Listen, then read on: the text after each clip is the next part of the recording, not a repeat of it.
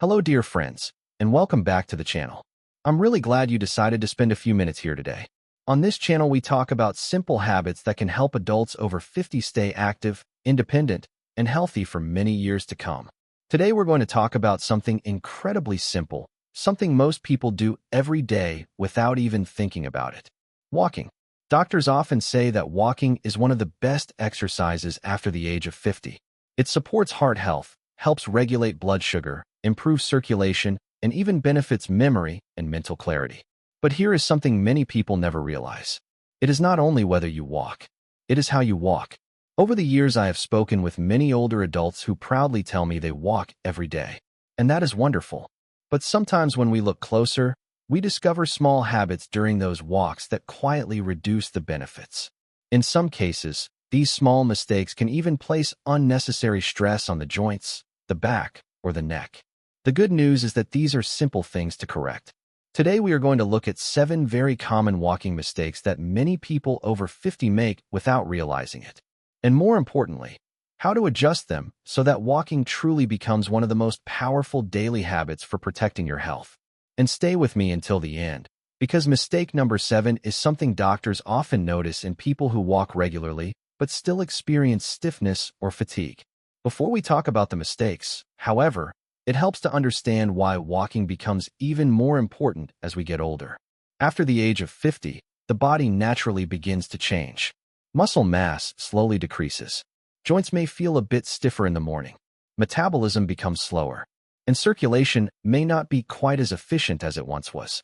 These changes are part of the normal aging process, but physical activity can help the body adapt to them in a very positive way.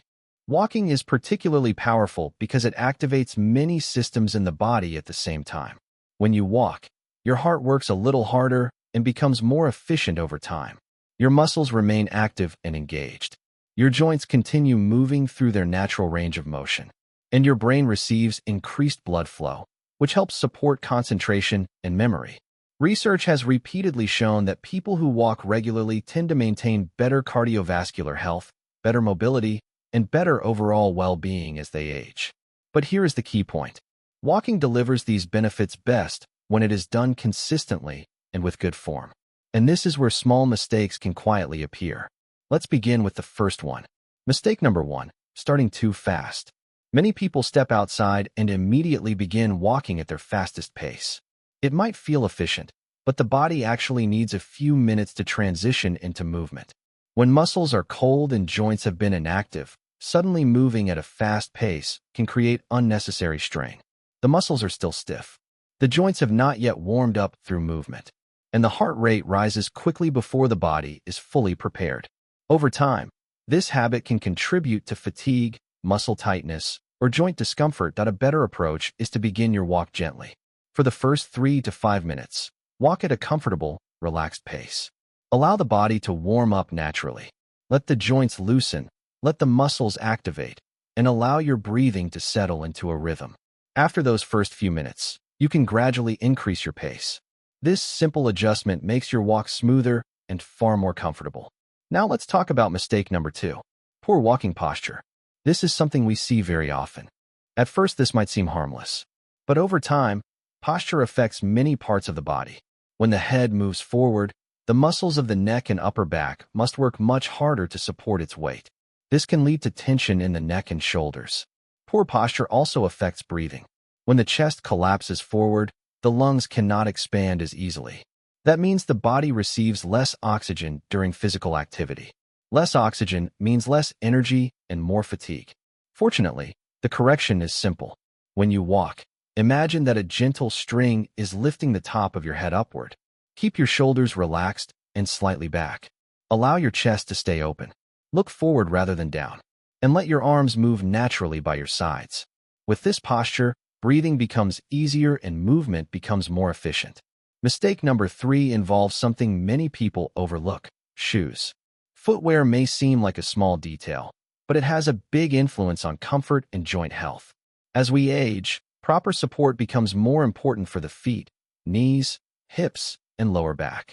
Some people continue wearing shoes long after the cushioning has worn out. Others choose shoes based mostly on appearance rather than support. When shoes no longer provide proper cushioning or alignment, the joints absorb more impact with every step. Over time, this can lead to discomfort in the knees, hips, or back. A good walking shoe should provide three things. First, cushioning to absorb impact. Second, arch support to keep the foot properly aligned. And third, flexibility that allows the foot to move naturally. Replacing worn-out shoes regularly can make walking far more comfortable. Mistake number 4 is walking too little during the week. Some people take a long walk once or twice a week and believe that this is enough. But the body responds best to consistent movement. When activity happens only occasionally, the body does not adapt in the same way. Shorter walks done regularly are far more beneficial. Even 20 to 30 minutes of walking on most days of the week can provide meaningful benefits for circulation, mobility, and overall health. Consistency matters more than intensity. Your body responds to habits that are repeated regularly. Now let's look at mistake number 5, not using your arms while walking. Many people walk with their arms hanging completely still, but natural arm movement plays an important role in walking mechanics. When your arms swing, they help balance the movement of your legs. They also engage the muscles of the upper body. This improves circulation and helps maintain rhythm while walking. You do not need exaggerated arm movements. Simply bend your elbows slightly and allow your arms to swing naturally as you walk. This small adjustment can make walking feel smoother and more balanced. Mistake number 6 is something that has become very common in recent years. Walking while looking at your phone. When people walk while staring down at a phone screen, several things happen. The head moves forward, the shoulders round. The neck muscles become strained, and attention shifts away from the surroundings. This posture can create tension in the neck and upper back. But there is also a safety concern. When attention is focused on a screen, it becomes easier to miss uneven surfaces or obstacles. Walking should be a moment of awareness. Instead of looking at a phone, try to keep it in your pocket. Look ahead. Notice your surroundings.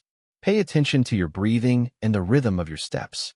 Many people find that this makes walking feel more relaxing and enjoyable. Finally, mistake number 7, ignoring recovery. Even though walking is considered a gentle activity, the body still benefits from proper recovery afterward. Hydration is important. Gentle stretching after a walk can help maintain flexibility and reduce stiffness.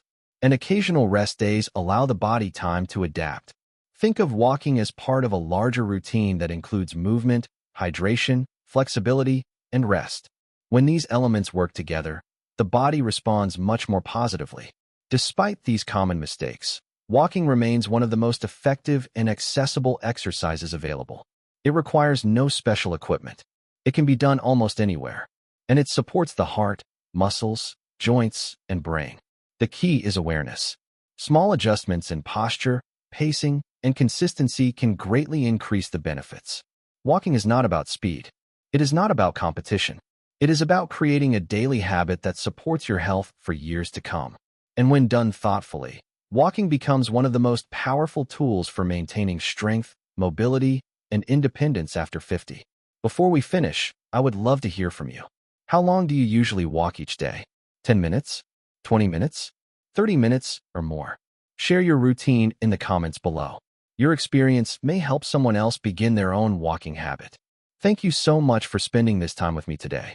Take good care of yourself, stay active, keep moving, and I look forward to seeing you again in the next video.